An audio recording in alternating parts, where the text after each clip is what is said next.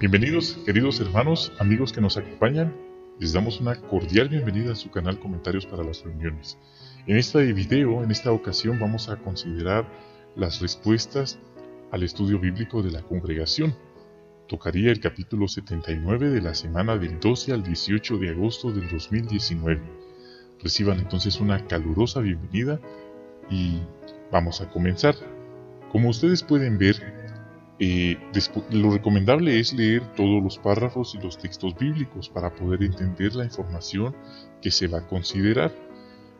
Luego podemos encontrar las preguntas impresas, las cuales nos dan, por así decirlo, como un sumario de lo que ya se consideró. La primera pregunta impresa dice: ¿qué dos tragedias utiliza Jesús para dar una advertencia? La respuesta: notamos en primer lugar que Jesús usó como referencia la tragedia del asesinato de muchos galileos a manos de Poncio Pilato. Este, por lo visto, era un suceso, una tragedia bastante conocida en aquel entonces. Entonces, esa fue la primera tragedia que Jesús usó para dar una advertencia. La segunda fue el ejemplo de los 18 judíos que murieron cuando la torre de Siloam les cayó encima. ¿Sí? Entonces, ese fue el segundo ejemplo. Ahí está entonces. Ahora respondamos cuál fue la advertencia. Por lo visto, muchos judíos llegaron a pensar erróneamente que cuando ocurren este tipo de tragedias es porque los que las sufrieron eran pecadores. Sí, pecadores que lo tenían bien merecido. Y si no ocurren tragedias es porque la persona está bien delante de Dios. Pero Jesús les corrige diciéndoles que están muy equivocados porque las cosas no funcionan así. Específicamente Jesús les advierte que deben arrepentirse de sus pecados o también ellos serán destruidos. Entonces este era un tipo de religiosidad que ellos tenían, que por tener la ley y por así decirlo estar activos en los asuntos de la ley de su religión, ellos no veían la necesidad de arrepentirse. Ellos se consideraban tan santos que según ellos no tenían pecados de los cuales arrepentirse. Entonces esa es la advertencia que Jesús les da, pero para ellos se necesita humildad, que era lo que ellos no tenían. Entonces, esos fueron los dos ejemplos que Jesús usó, ¿sí? Y luego la advertencia que Él les dio, que si no se arrepentían, todos ustedes serán destruidos, les dijo ahí en Lucas 13, 2 y 3. Entonces, es un punto bastante interesante, el cual vamos a seguir considerando. Siguiente, en el ejemplo que pone Jesús, ¿en qué se parece la higuera que no da fruto a la situación de la nación judía? Bueno, allí podemos ver que nuestro Señor Jesús nuevamente usa el ejemplo de una higuera. Ahora, ¿en qué se parece? La respuesta es: se parece en mucho, pues al igual que la higuera no dio fruto durante mucho tiempo y esfuerzo que se puso en ella, la nación judía tampoco dio fruto como colectividad. Y esto es muy lamentable porque hasta el mismo Hijo de Dios, el Mesías prometido, bajó del cielo y ni aun así la nación se arrepintió, ni aun así la nación dio fruto. Ahora, ¿en qué sentido nuestro Señor Jesús se esforzó por ayudar a esta nación?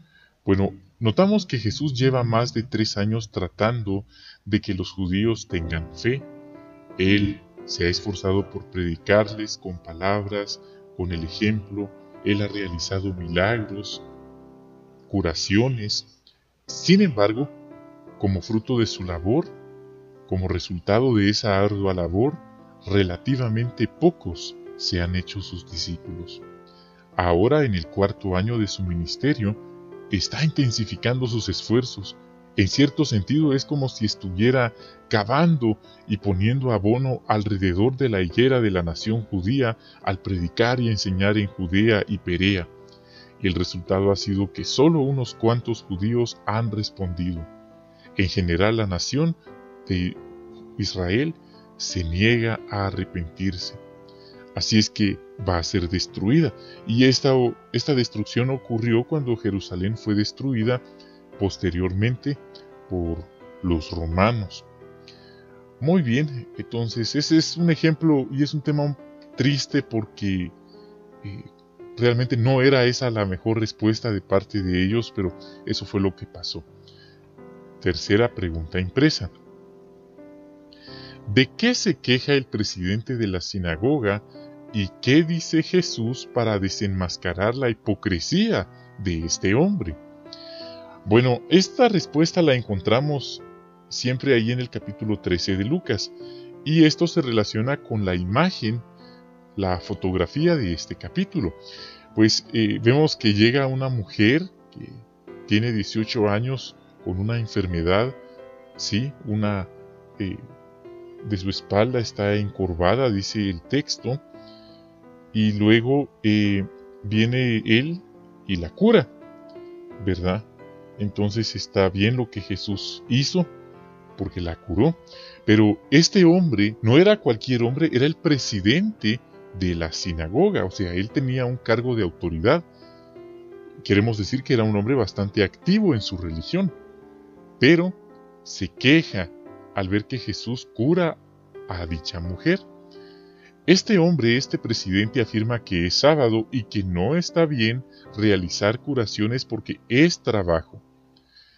Aquí queda en evidencia lo extremista, lo egoísta y hasta cierto grado lo inicuo que era dicho individuo. Ahora bien, encontramos la respuesta específica en Lucas 13, 15 al 16. Específicamente Jesús le dice al hombre y a los que lo apoyan: hipócritas, ¿acaso no desata cualquiera de ustedes su toro o su burro del pesebre en sábado y lo lleva a beber?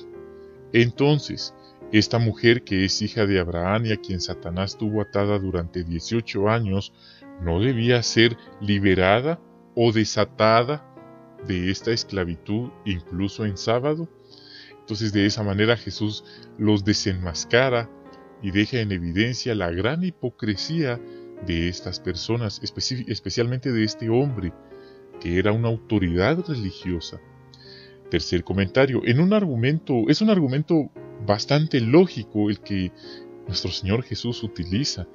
Es muy cierto, ellos tenían animales como toros, burros, y si ellos se quedaban amarraditos o necesitaban ayuda, ellos los ayudaban. Sin embargo, si tomamos las cosas desde el punto de vista de este presidente, encontramos que eso también es trabajo. Pero ahí sí no, ahí sí estaba bien que ellos lo hicieran. Es muy lamentable, no era correcto lo que ellos estaban diciendo. ¿Y cuál es el resultado de lo que nuestro Señor Jesús les argumentó? Bueno, dice el texto que ellos se avergüenzan al darse cuenta de que Jesús les quitó la máscara delante de todos. Quedaron como unos hipócritas, unos inicuos o personas llenas de maldad. Y bueno, y eso que son gente muy religiosa. Muy bien, queridos hermanos, esto fue lo que podemos considerar en las respuestas impresas para esta semana. A continuación leamos algunos comentarios adicionales. Bueno, relacionando con esto que consideramos, muchas veces siervos fieles de Jehová Dios también les ocurren tragedias o desgracias, como lo que aprendimos, los que murieron a manos de Poncio Pilato injustamente, también los que les cayó la torre de Siloam encima. Situaciones similares ocurren también en tiempos modernos a siervos fieles de Jehová. Quizás hasta nos ha ocurrido a alguno de nosotros, o quizás a usted específicamente, algo parecido. Pero por favor, queridos hermanos, jamás debemos pensar que hemos hecho algo malo o que no tenemos el favor de Jehová. Esto es algo que les ha ocurrido desde hace mucho tiempo a siervos fieles de Jehová. Algo que nos ayudará a no perder la fe es recordar las palabras de Eclesiastés 11. El suceso imprevisto puede ocurrir, dice, en cualquier momento y a cualquiera. Entonces hay muchos ejemplos bíblicos que así lo demuestran. Por otro lado, esto nos enseña que lo que menos deberíamos de hacer es decirle a alguien, a lo mejor tú cometiste un pecado grave y por eso te está pasando esto. Ese comentario es totalmente fuera de lugar y no edifica. Entonces, eso es un punto práctico que aprendemos del estudio bíblico de esta semana. Otro comentario, vemos que muchos judíos eran muy orgullosos en su corazón y por eso no se arrepentían. Como mencionamos, ellos creían que por su rutina religiosa, por los rituales religiosos, las tradiciones religiosas que ellos realizaban, pues ya eran salvos y no se consideraban, por así decirlo, pecadores, y tampoco creían que era necesario aprender nada más. Esto, queridos hermanos, nos enseña una valiosa lección. Para poder tener la aprobación de Jehová y Jesús, debemos ser verdaderamente humildes, como niños. Reconocer que somos pecadores, reconocer que necesitamos el rescate.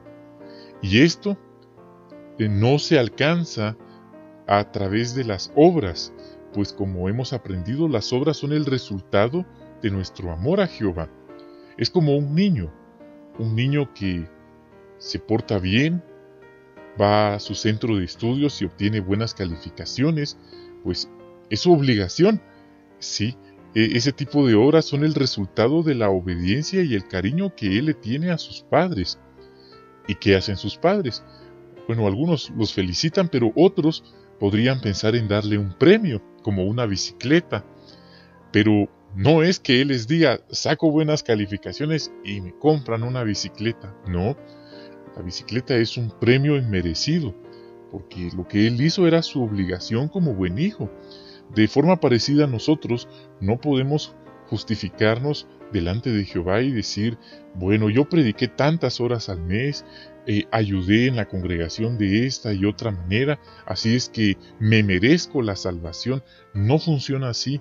Y vemos que este punto de vista erróneo también ya existía desde tiempos antiguos, desde los días de Jesús. Por eso era que ellos no consideraban su condición pecaminosa, porque ellos pensaban que estaban a la altura de la ley. Y, queridos hermanos, no está de más decir que reconocer que somos pecadores, reconocer que por nuestra propia cuenta no podemos lograr nada, que necesitamos de Jehová, que necesitamos de nuestro Rey Jesús, del rescate que Él pagó. Queridos hermanos, esto requiere humildad de corazón. Sí, esto requiere una gran humildad delante de Jehová y delante de Jesús. Así como estas personas enfermas que se acercaban a Jesús delante de los demás para que Él las curara. Así es de una forma parecida como nosotros nos debemos acercar a Jehová y a su Hijo, pidiéndoles que nos permitan servirles, que nos perdonen y que estamos arrepentidos.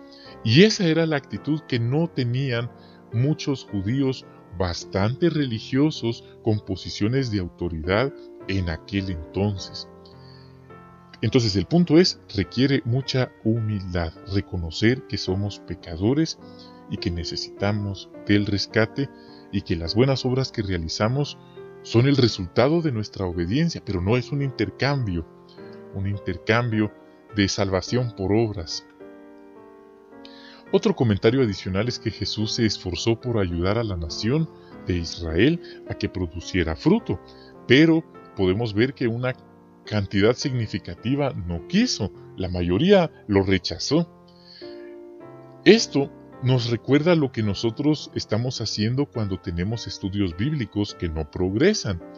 Después de esfuerzos definidos y concentrados en ayudarlos, pero aún así el estudiante no quiere, no da fruto.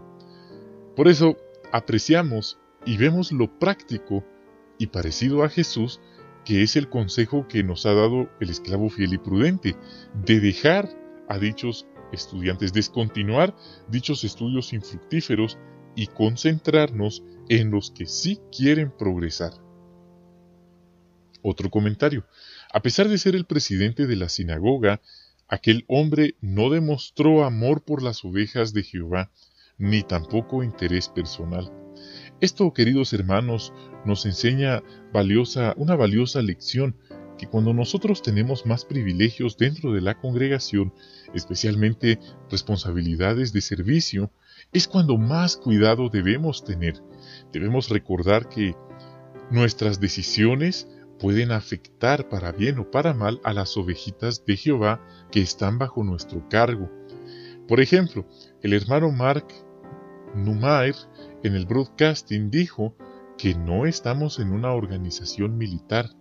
No vamos a sacrificar a nuestros hermanos por procedimientos. Las ovejas son importantes, merecen que las tratemos con dignidad y respeto.